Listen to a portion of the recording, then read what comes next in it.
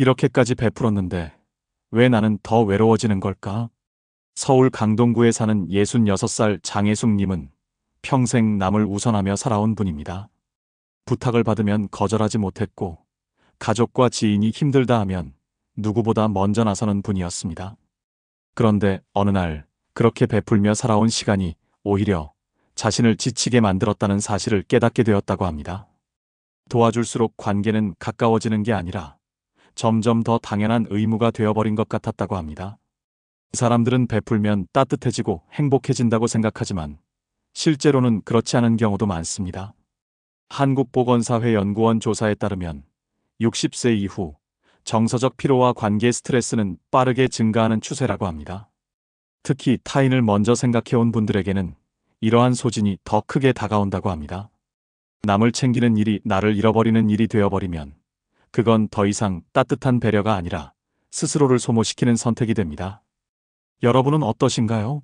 혹시 주변 사람은 세심하게 챙기면서 정작 나 자신을 돌보는 일은 뒤로 미뤄둔 적은 없으신가요? 지금 이 순간 한 번쯤은 스스로에게 이렇게 물어볼 필요가 있습니다. 나는 과연 나를 먼저 챙기고 있는가? 이 이야기를 이어가기 전에 구독과 좋아요, 알림 설정까지 눌러주시면 여러분의 하루에 작은 행운이 찾아올 것입니다. 그리고 장혜숙님의 마음에 공감하신다면 댓글로 1 한번 남겨주세요. 이제 본격적으로 이야기해 보겠습니다. 첫 번째로 60세 이후 베풀기보다 나를 먼저 돌봐야 하는 가장 중요한 이유는 감정적 소진을 막기 위해서입니다. 나이가 들수록 새로운 인간관계를 만들기보다는 기존의 관계에 더욱 의존하게 되는 경우가 많습니다.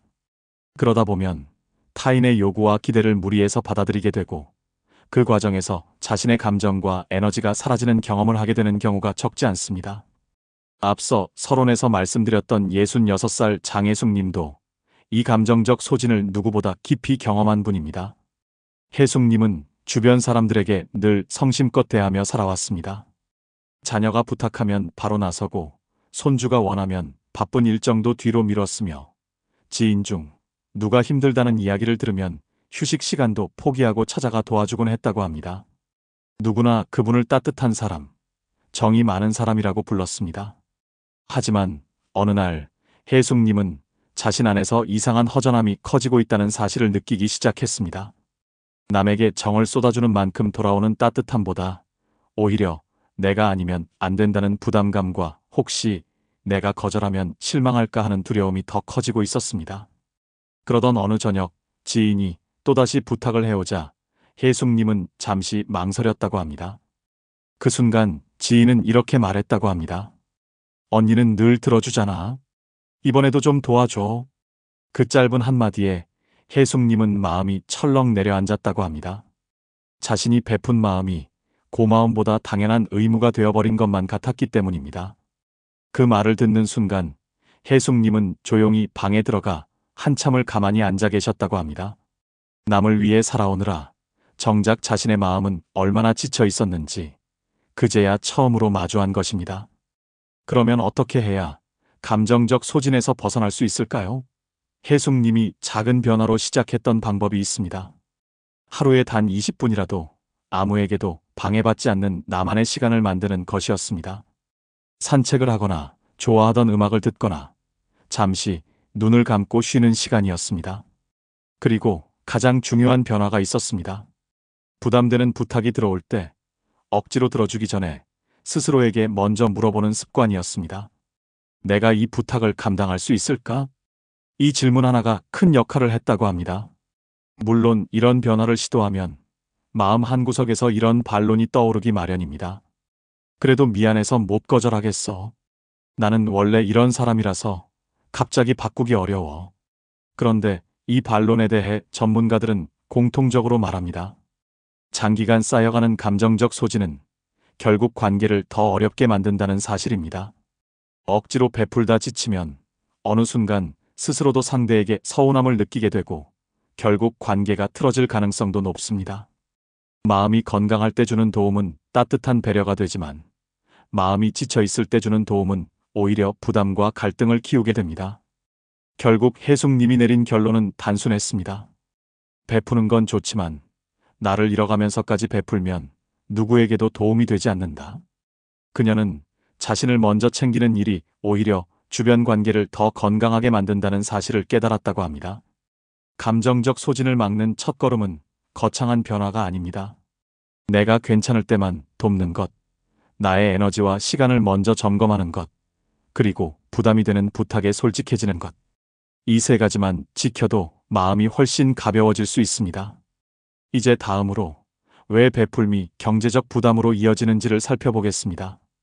이 부분 역시 많은 분들이 실제로 겪는 중요한 문제입니다. 두 번째로 60세 이후에는 남을 돕기 전에 반드시 나의 재정을 먼저 지켜야 합니다. 은퇴 이후에는 소득이 줄어드는 반면 지출은 예측하기 어렵게 늘어나기 때문에 작은 금액의 베풀미라도 반복되면 금방 재정이 흔들릴 수 있기 때문입니다. 실제로 많은 분들이 이번 한 번은 괜찮겠지 하고 도와주다가 그 한 번이 계속 반복되며 힘들어지는 경우를 겪습니다. 서울 영등포구에 사는 63살 이도현 님도 그런 경우였습니다. 도현 님은 은퇴 전부터 자녀의 생활비나 갑작스러운 지출을 자주 도와주곤 했습니다. 하지만 정년을 맞은 뒤에도 예전처럼 돕는 습관을 끊지 못했고 연금만으로 생활해야 하는 상황에서도 자녀의 요청이 오면 일단 먼저 송금했습니다. 그러던 어느 날 자녀가 이렇게 말해왔다고 합니다. 아버지, 이번 달도 좀 도와줄 수 있을까요? 그 말에 도현님은 순간 마음이 무거워졌다고 합니다. 이미 연금을 초과해 지출하는 달이 반복되고 있었기 때문입니다. 자신도 빠듯한데 또 도와줘야 하는 상황. 하지만 거절하면 섭섭해할까봐 결국 또 도움을 주었다고 합니다. 그날 밤 그는 처음으로 불안함을 크게 느꼈다고 합니다. 이대로 가면 나도 버티기 어렵겠다는 생각이 들었던 것입니다. 문제는 베풀미 한 번으로 끝나지 않는다는 점입니다. 한 번 도와주면 상대는 그것을 가능한 도움으로 받아들이게 되고 그 이후에도 반복적으로 요청하는 경우가 많습니다. 도현님처럼 죄책감과 미안함 때문에 거절하지 못하면 결국 본인의 노후 준비가 잠식되기 시작합니다. 그렇다면 어떻게 해야 할까요? 가장 현실적인 해결책은 도움의 한도를 명확히 정하는 것입니다. 월 얼마까지만 가능하다. 이 범위 이상은 어렵다는 기준을 스스로 정하고 그 안에서 판단하는 것입니다. 두 번째는 노후의 필수 자금, 즉 생활비, 의료비, 비상금을 절대 건드리지 않는 원칙을 세우는 것입니다. 이 영역은 나를 위한 최소한의 안전판이기 때문에 남에게 베풀기 위해 줄이거나 포기해서는 안 됩니다. 이런 조언을 드리면 많은 분들이 이렇게 말하곤 합니다. 그래도 부모가 도와주지 않으면 누가 도와주나요? 하지만 전문가들은 오히려 반대로 말합니다. 부모가 자신의 재정 기반을 잃어버리면 결국 자녀가 더 큰 부담을 떠안게 된다고. 즉, 무리한 베풀문 장기적으로 자녀에게 더 큰 짐이 됩니다. 이도현 님도 결국 도움의 기준을 정하고 자녀에게 솔직하게 상황을 이야기한 후에야 비로소 재정이 안정되기 시작했습니다. 그리고 놀랍게도 자녀와의 관계는 더 건강해졌습니다. 부모가 자신의 삶을 지켜야 자녀도 편안해지는 것입니다. 결국 60세 이후에 베풀문 재정적 기반이 흔들리면 오래 지속될 수 없습니다. 나의 안전을 먼저 챙기는 것이 진짜 의미 있는 베풀m의 출발점입니다. 이제 다음으로 남을 챙기느라 건강을 잃게 되었을 때 어떤 일이 생기는지 이야기해 보겠습니다. 세 번째로 중요한 이유는 나이를 먹을수록 건강이 노후의 모든 기반이기 때문입니다. 재정도 관계도 마음의 안정도 결국 건강이 유지될 때만 지켜낼 수 있습니다. 그런데 많은 분들이 남을 돕느라 정작 자신의 건강은 뒤로 미루는 경우가 많습니다. 조금만 참자, 다음에 검진받지 뭐 이렇게 미루다 보면 작은 통증이 큰 병으로 이어지고 결국 손 쓸 수 없는 상황으로 번지는 경우도 생깁니다. 서울 서대문구에 사는 70살 박미정 님이 딱 그랬습니다. 미정 님은 주변 사람들에게 늘 따뜻하게 대해주던 분이었습니다. 특히 손주 돌봄을 자주 맡아달라는 며느리 부탁을 쉽게 거절하지 못했다고 합니다. 몸이 조금 피곤해도 애보는 게 뭐 어렵다고 하며 자신을 애써 다독였다고 합니다. 며느리가 부탁할 때마다 그는 이렇게 말해주곤 했습니다. 그래, 데려와. 내가 봐줄게. 하지만 속마음은 점점 무거워졌습니다. 무릎은 자주 붓고 허리도 아파왔지만 내가 힘들다는 말을 꺼내기 어려웠습니다. 그러다 보니 병원은 늘 다음 달, 또 그 다음 달로 미뤄졌습니다. 그러던 어느 날 계단을 오르다 무릎에 심한 통증이 왔고 결국 병원에 갔을 때는 이미 만성 관절염이 꽤 진행된 상태였습니다. 의사는 이렇게 말했다고 합니다. 미정님, 더 미루셨으면 치료 기간이 훨씬 길어졌을 겁니다. 그 말을 들은 순간 미정님은 스스로에게 크게 미안했다고 합니다. 남을 챙기느라 정작 자기 몸의 신호는 외면해버린 지난 시간들이 떠올랐기 때문입니다.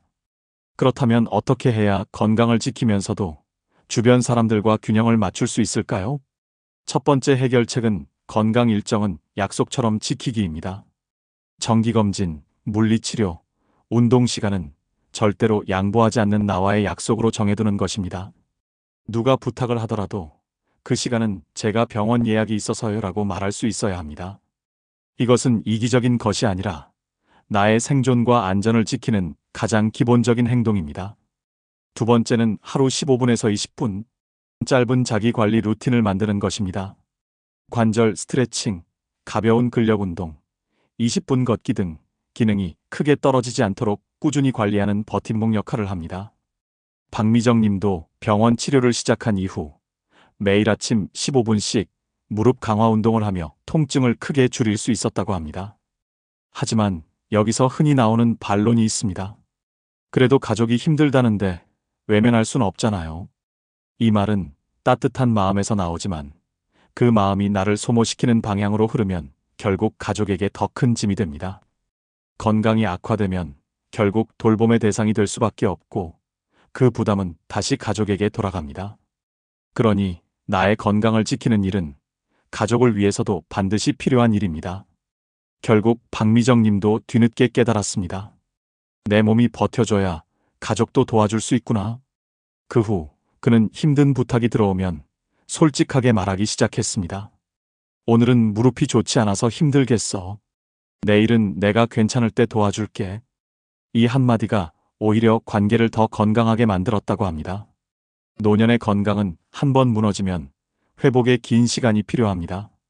그러니 남의 일보다 먼저 챙겨야 할 것은 결국 나의 몸과 마음입니다.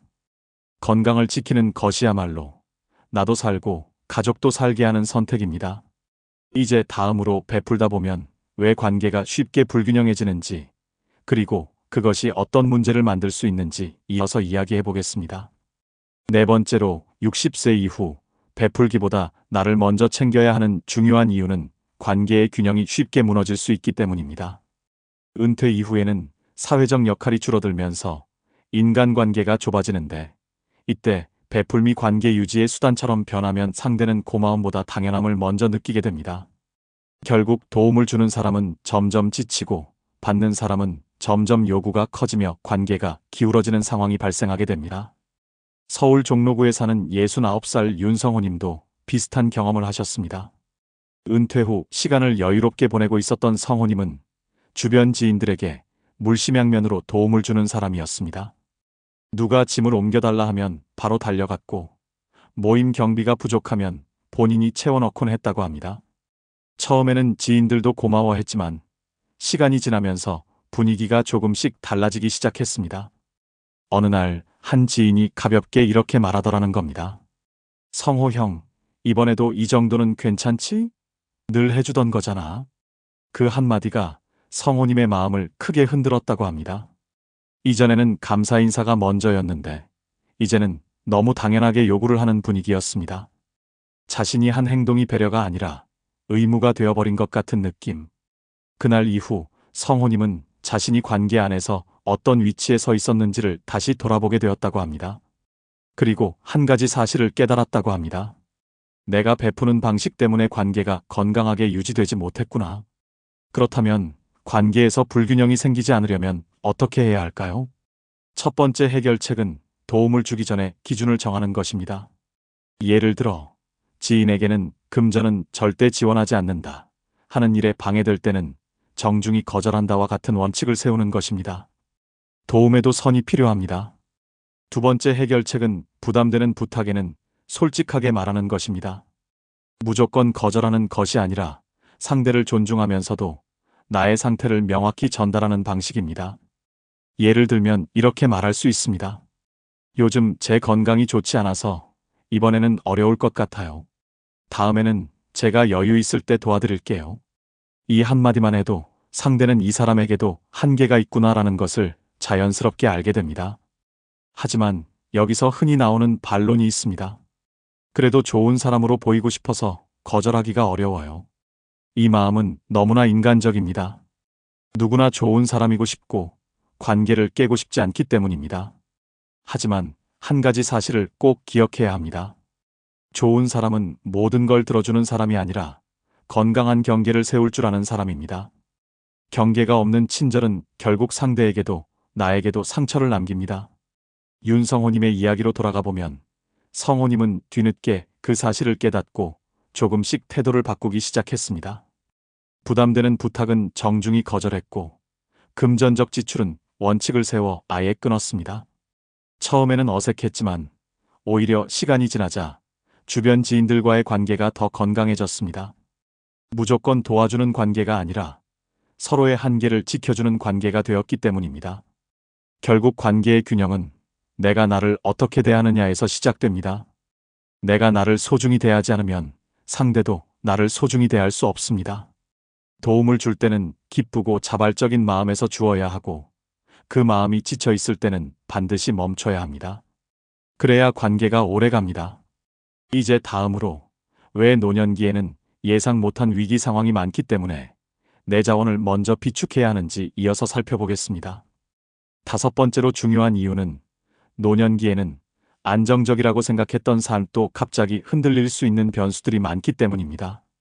젊을 때는 작은 문제였던 일이 나이가 들면 큰 충격이 될 수 있고 하루아침에 건강이나 재정이 흔들릴 수 있습니다. 그렇기 때문에 내 자원을 먼저 비축해두는 것은 선택이 아니라 생존을 위한 필수 준비입니다. 서울 은평구에 사는 65살 조영선 님도 그 사실을 뒤늦게 깨달은 분입니다. 영선 님은 손주가 태어난 뒤 며느리가 도움을 요청하면 기꺼이 집으로 달려가 아이를 돌봐주곤 했습니다. 손주를 예뻐하는 마음도 컸고 며느리가 힘들까봐 무리해서라도 도와주고 싶었다고 합니다. 그러다 보니 본인의 병원 예약이나 건강검진은 자꾸만 뒤로 미뤄졌습니다. 괜찮겠지, 다음 달에 가면 되지 뭐 하며 자신을 계속 설득했죠.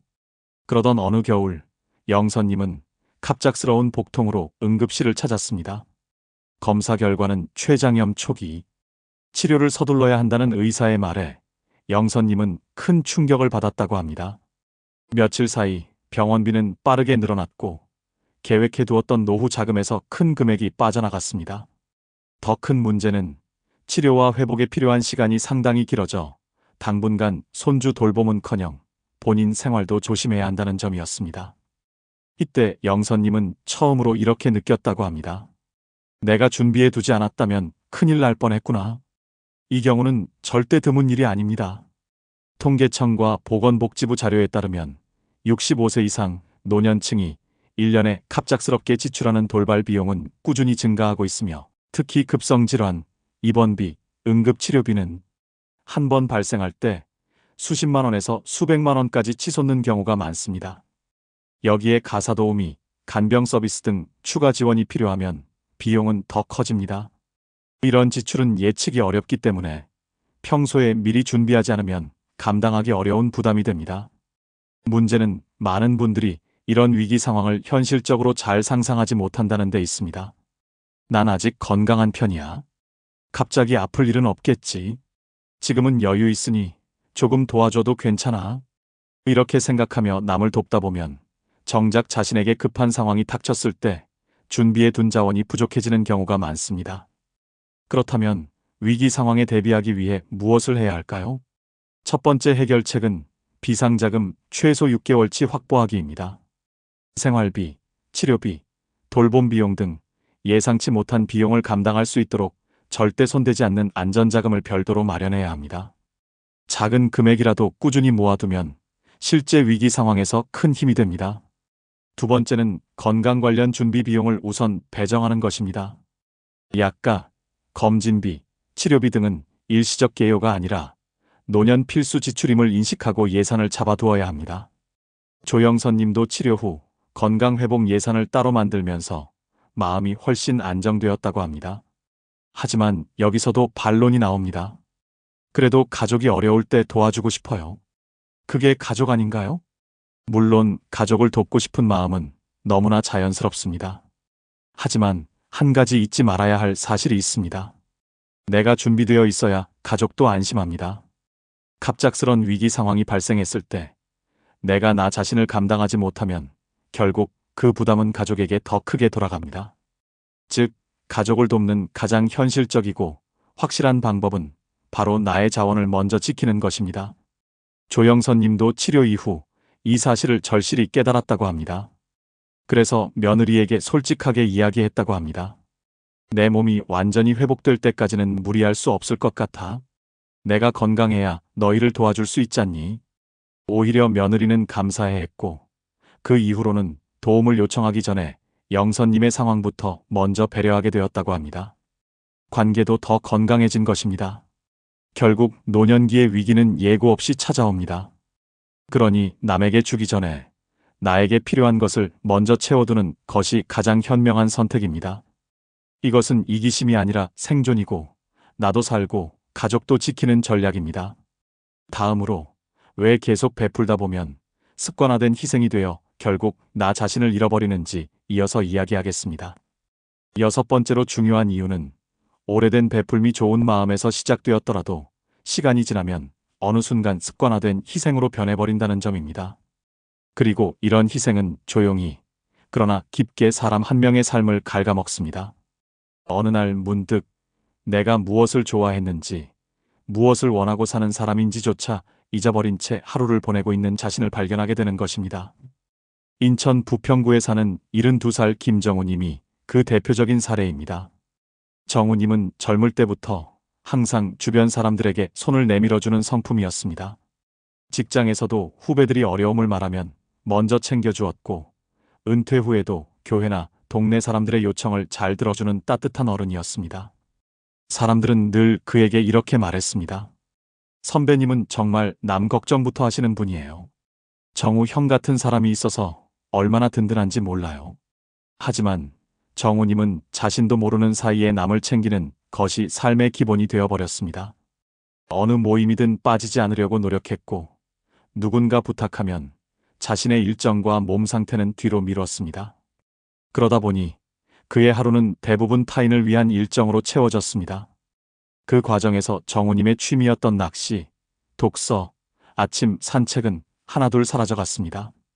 본인의 살보다 남의 필요를 우선하는 것이 오래된 습관이 되어버린 것입니다. 그러던 어느 날 정우님은 자신이 좋아하던 낚시 장비를 정리하다가 잠시 멈칫했다고 합니다. 낚싯대를 잡아본 게 언제였는지 기억이 나지 않았기 때문입니다. 언젠가 다시 가겠지 하고 넣어둔 채 수년이 지나버린 것입니다. 그 순간 정우님은 마음 한구석이 서늘해졌다고 합니다. 남을 위해 열심히 살아온 건 좋았지만 정작 자신의 삶의 중심이 사라져버렸다는 것을 깨달았기 때문입니다. 심리학에서는 이런 상태를 자기 정체성 손실이라고 부릅니다. 한국보건사회연구원 조사에서도 70대 이상 노년층의 41%가 나는 누구인지 잘 모르겠다는 혼란을 경험한다는 결과가 나옵니다. 그 이유 중 하나가 바로 평생 타인을 우선하느라 자기 삶을 구축하지 못했다는 응답이었습니다. 즉, 남을 먼저 챙기는 삶이 오래될수록 자신의 감정 꿈 취향이 점점 흐려지는 현상이 나타난다는 것입니다. 그렇다면 어떻게 해야 습관화된 희생에서 벗어나 다시 나의 삶을 찾아올 수 있을까요? 첫 번째 해결책은 나를 위한 시간을 의도적으로 만들어내는 것입니다. 하루 30분이라도 누구를 위한 시간이 아닌 오로지 나만의 시간을 정해두어야 합니다. 좋아했던 취미를 다시 꺼내보거나 작은 목표라도 적어보는 것만으로도 삶의 균형이 달라지기 시작합니다. 두 번째는 내가 하고 싶은 일 3가지를 적고 그중 하나라도 일주일 안에 실천해보는 것입니다. 예를 들어 가볍게 산책하기, 좋아하는 카페 가보기, 오래 미뤄둔 독서 시작하기 등 작은 행동부터 시작하는 것입니다. 정우님도 한 달에 한 번은 꼭 낚시를 간다는 목표를 세우고 지키기 시작하면서 마음의 여유를 되찾았다고 합니다. 하지만 많은 분들이 여전히 이렇게 말합니다. 이 나이에 새로운 취미나 내 삶을 찾는 게 무슨 의미가 있을까요? 너무 늦은 거 아닌가요? 이 질문에 전문가들은 단호하게 답합니다. 자기 삶을 되찾는데 나이는 상관없다. 그 사람은 나이가 들어도 새로운 즐거움을 발견할 수 있고 작은 변화 하나가 삶 전체의 만족도를 크게 높일 수 있다는 연구 결과도 많습니다.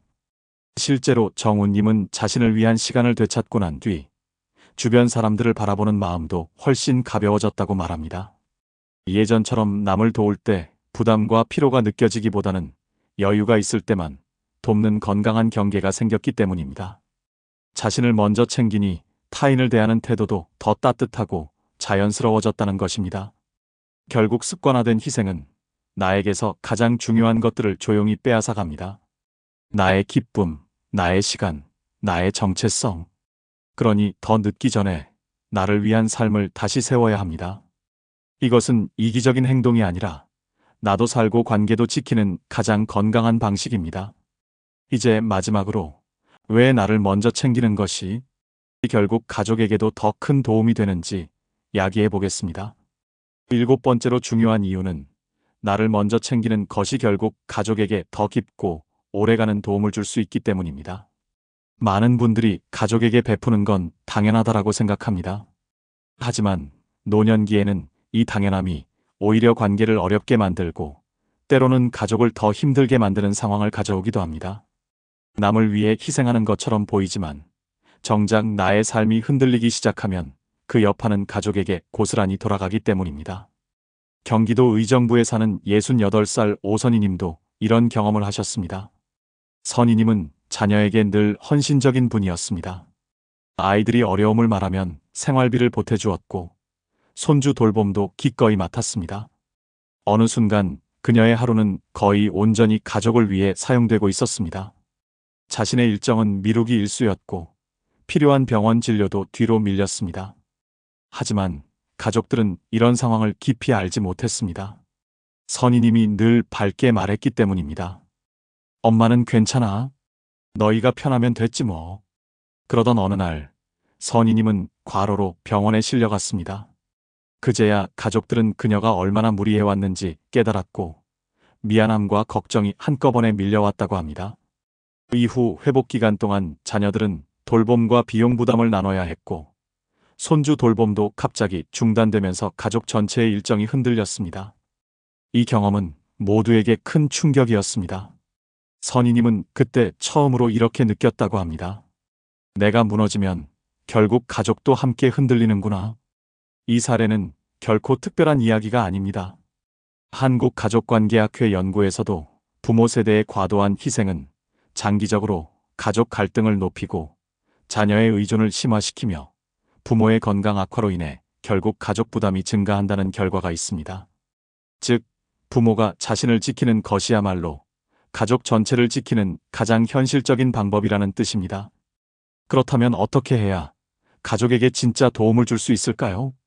가장 중요한 해결책은 나의 삶과 건강, 재정을 먼저 안정시키는 것입니다. 내 컨디션이 좋고 재정적으로 안정적이고 마음이 건강한 상태에서 주는 도움은 오래가고 지치지 않으며 가족도 부담 없이 받아들일 수 있습니다. 두 번째 해결책은 도와줄 수 있는 범위를 솔직하게 말하는 것입니다. 선희님은 회복 이후 자녀에게 이렇게 말했다고 합니다. 엄마가 건강해야 너희도 편하지. 내가 할 수 있는 만큼만 도와줄게. 이 한마디가 가족 관계를 완전히 바꿔놓았습니다. 자녀들은 이제는 도움을 요청하기 전에 엄마의 상황을 먼저 묻고 요청의 빈도도 줄었으며 오히려 부모에게 더 신경을 쓰기 시작했습니다. 하지만 많은 분들이 마지막까지 고민하는 반론이 있습니다. 그래도 부모는 희생해야 하는 거 아닌가요? 이 질문은 오랫동안 한국 사회에서 좋은 부모의 기준처럼 여겨져 왔습니다. 그러나 지금의 노년 현실은 다릅니다. 건강비는 해마다 오르고 돌발 지출도 많으며 자녀 세대 역시 경제적으로 여유가 없는 경우가 많습니다. 이런 시대에는 오히려 부모가 자기 삶을 잘 지키는 것이 자녀에게 더 큰 안도감을 주고 가족 전체의 부담을 줄여줍니다. 오선희님 역시 자신을 먼저 챙기기 시작한 뒤 가족과의 관계가 훨씬 부드러워졌다고 말합니다. 도움을 줄 때 피곤한 마음이 아니라 여유 있는 마음으로 도울 수 있었고, 자녀들은 부모를 부담이 아닌 든든한 버팀목으로 느꼈다고 합니다. 결국 나를 먼저 챙기는 것은 가족과의 관계를 지키는 가장 따뜻하고 현명한 방법입니다. 결국 60세 이후의 베풀문 희생이 아니라 지혜가 필요합니다. 내가 안정되어야 가족도 편안해지고 내 삶이 무너지지 않아야 관계가 오래갑니다. 진짜 베풀문 바로 나를 돌보는 것에서 시작된다는 사실, 이것이 7번째 이유입니다. 지금까지 우리는 60세 이후에 왜 남보다 나를 먼저 챙겨야 하는지 그 이유를 차근차근 살펴보았습니다. 감정적 소진을 막기 위해서, 재정을 지키기 위해서, 건강을 잃지 않기 위해서, 그리고 관계의 균형을 유지하기 위해서, 더 나아가 언제 닥칠지 모르는 위기 상황에 대비하고 습관처럼 이어져 온 희생의 굴레에서 벗어나기 위해서, 마지막으로는 내가 안정되어야 가족까지 편안해질 수 있기 때문이었습니다. 이 모든 이유를 하나로 묶어보면 결국 단 하나의 결론으로 이어집니다. 노년의 삶에서 나를 먼저 챙기는 일은 이기심이 아니라 생존이고 또 가장 큰 지혜라는 사실입니다. 평생 베풀며 살아온 분들에게는 이제는 나를 먼저 챙기세요라는 말이 어색하고 낯설게 들릴 수 있습니다. 하지만 세상은 변했고 우리의 몸과 마음도 예전 같지 않습니다. 예전에는 괜찮았던 일들이 이제는 부담이 되고, 예전에는 당연했던 일들이 이제는 나를 힘들게 합니다.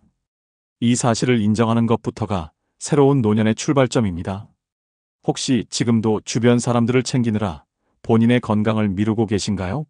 누군가의 부탁을 거절하지 못해 지갑을 열고 계신가요? 관계를 유지하기 위해 무리하게 애쓰고 계신가요? 그런 마음이 따뜻하다는 건 누구보다 잘 알고 있습니다. 하지만 그 따뜻함이 나를 지치게 만드는 방향으로 흐른다면 지금쯤은 한 번쯤 멈춰 서서 돌아볼 순간입니다. 나를 먼저 챙기는 순간부터 내 인생의 균형이 다시 잡히기 시작합니다. 앞으로의 시간은 남은 생을 꾸려가는 아주 소중한 시기입니다. 남을 위해 살아온 지난 인생이 있었다면 이제는 나를 위해 살아가는 인생을 시작해도 됩니다. 나를 지키고 나의 건강을 챙기고 나의 재정을 관리하면서 그 속에서 여유가 생길 때 진정한 베품도 자연스럽게 흘러나오게 됩니다.